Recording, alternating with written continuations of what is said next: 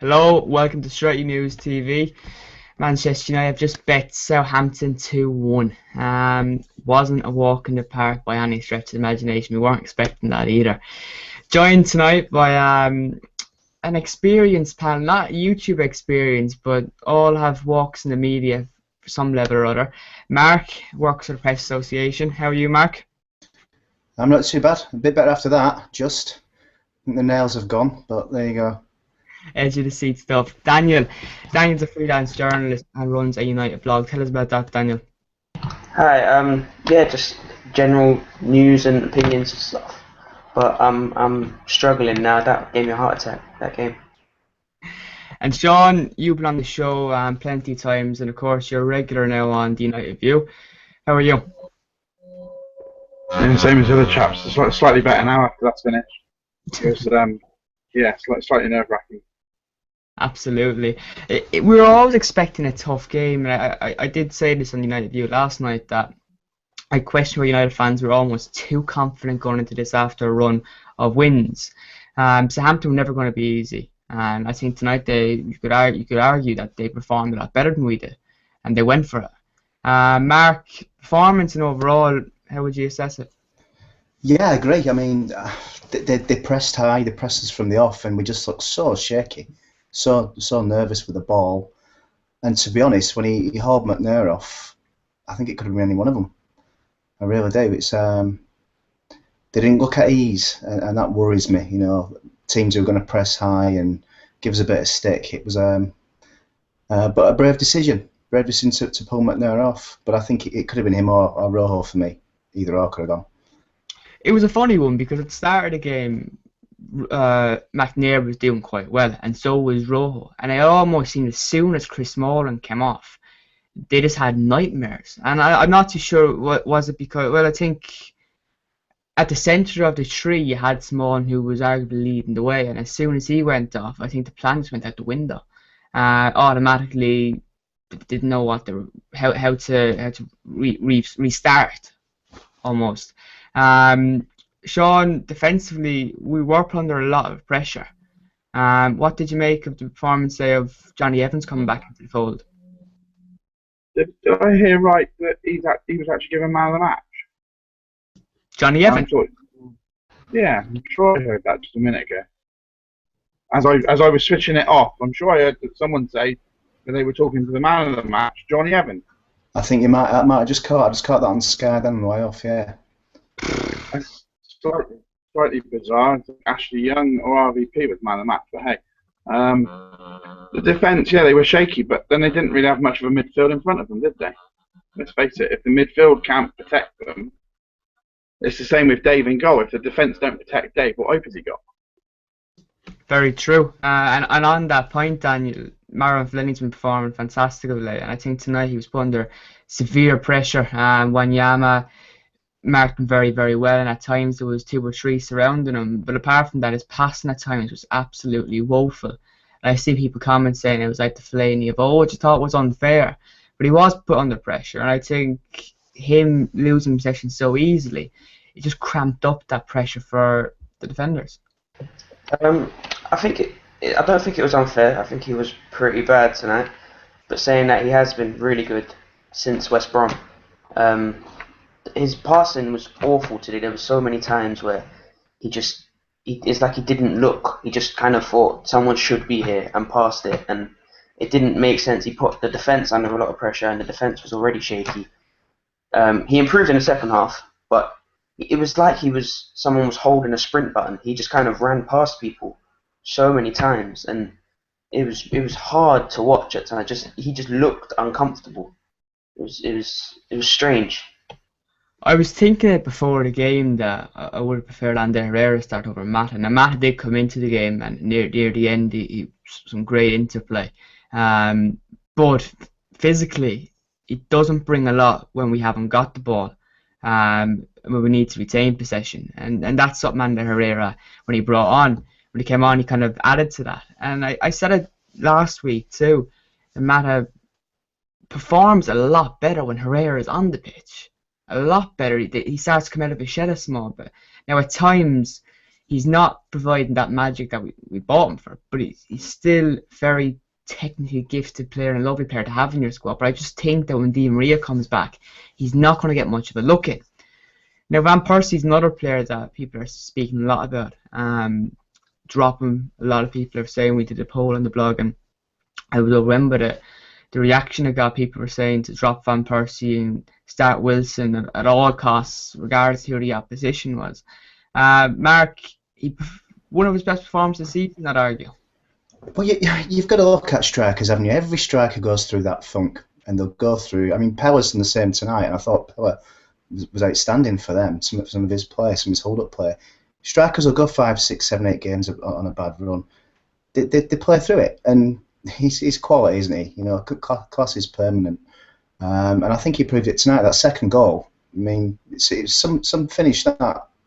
You know, it's not one of his 30, 40 yard volleys or anything, but to steer that in from such a deep ball from Rooney, I think you've got to play Van Persie.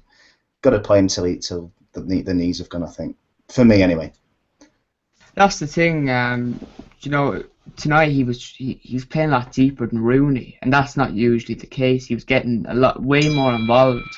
Sorry, that's silent.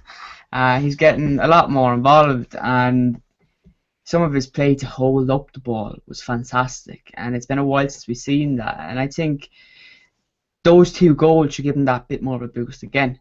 I think when you have a player like Van Persie, and I know we all get very excited to see a young, promising star like James Wilson come through the cracks. That's what United is about, seeing these young players and giving them chances. But Van Persie, whether he's a bad, weaker, as you mentioned, strikers go through that phase, he is of that calibre. You can't just push aside, because he can pop up every now and again and in big games and make that difference. Sean, what would your opinion be? I'd say pushing in James Wilson, and we also have Falcao who didn't get a run out tonight. I think the injury to Smalling was unfortunate. If we'd have had the extra substitutions to make in the second half, Falcao would have got a run. But then, see, tonight, I think you said Van Persie, he's had probably his best game of the season so far. He looked sharp, he looked up for it, whereas in other games, that hasn't been there. Perhaps it's because he knows Liverpool's on the horizon and a big game coming up, and he just those 2 goals will do his confidence a world of good. The free kick in from Rooney for the second goal was absolutely, brilliant. Considering the referee should have given us an advantage, and Rooney wasn't happy about not getting that advantage either. It worked out well for us in the end. But yeah, Van Persie has had the criticism. I've said myself he should be dropped and bring in Falcao or Wilson. Tonight he proved us wrong. Speaking of referee decisions, I don't like to negatively look at referees, because it's easy to point out things that get wrong and not point out the things that get right. Daniel, Southampton were lucky not to go down to 10 men. Sorry, say that again? Southampton were lucky not to go down to 10 men with that challenge on Van Persie. Yeah, that was an awful tackle. I saw somebody tweet, if that had been Rooney, that would have been a straight red card. And it's spot on. If that had been anyone at a top 4 club with a reputation, they would have been walking. But it's little Main, whatever his name is, and it was kind of frustration, whatever it was. Van Persie was holding 2 or 3 off at the same time, and they couldn't get near him, and he just kind of went for his leg. It was hard. I thought he'd done him, to be honest. Yeah, it was definitely dangerous, and it was above the belt in terms of he deserves a red card. But it was very physical. There was elbows going in. Fellaini got into a bit of a scuff, a bit of a repeat what happened with Jack Wilshere going head to head with one of the Southampton players. But look, I think that's an aspect that we're seeing this season from a midfielder that we've lacked for some time. It's not pretty, but you need that in midfielder. You need someone to get rough and get into the tough tackles, and it adds that bit of flavour to your side. And I think all fans enjoy that, and fans are starting to come around to Fellaini. Apart from his performance tonight, he has been playing well, and there was obviously reports that he'd picked up an injury in training midweek, a bit of a knock. So before we wrap it up, it's only a quick review. Your man of the match, Daniel. It's got to be Van Persie. He won the game for us. De Gea was good, made a few good saves, but generally looked calm. But I think without Van Persie tonight, we would have lost comfortably. I think he did very well up front, and even in the defence, he closed down well. Took his 2 shots on goal. We had 2 on target, scored both of them. That's just class, and it has to be man of the match. Sean, man of the match. Yeah, I echo that. Without his goals tonight, I don't see that we would have won. So yeah, I'd go Robin. Mark? I'll have to make it a hat trick, I think. You know, you getting pummeled away from home, not playing very well. You know, you want your striker to pop up with important goals, and he's gone and done it again. I mean, it still feels like we're getting away with it at the minute. So if we can get away with it and win 2-1 every week, I'll settle for that. So cheers, Robin. Especially the weekend against the Scousers, hopefully, fingers crossed. We'll take 3-1. I would be the same, definitely Van Persie for me, but Ashley Young was not too far off. And I was thinking going into the game that he wouldn't get that freedom he got against Stoke. He was made to look like Ronaldinho against Stoke. But I think with Klein, you need to be a bit more wary of being caught out of position because he has that burst of pace and he can be caught dead. So yeah, that's 3 points in the bag. United march on now to Liverpool at the weekend. Just before we do wrap it up, Sean, tell us about the United View and this whole 12 Grades of Christmas. Yeah, United View doing 12 Grades of Christmas. We've just today revealed the 12. Let me see if I can remember them all. Schmeichel, Robson, Law, Best, Keane, Ronaldo, Cantona. How many have I got? Van Nistelrooy. Yeah, Van Nistelrooy. I can't think of any. Pardon? Edwards, yeah. I can't think of any more now. We'll let you off. Do check out. Do check out the United View. Make sure you subscribe to that channel as well. We do lots of work together and we do more over Christmas. The first episode of 12 Grades of Christmas comes out on Saturday morning, 9 o'clock. Who that would be, you know, Wednesday, if you subscribe to the channel. Mark, thanks for joining us. Really appreciate you coming on at this hour. No worries. Thanks for having me. Hopefully have you again soon. And Daniel, tell us about your website and how people can find you.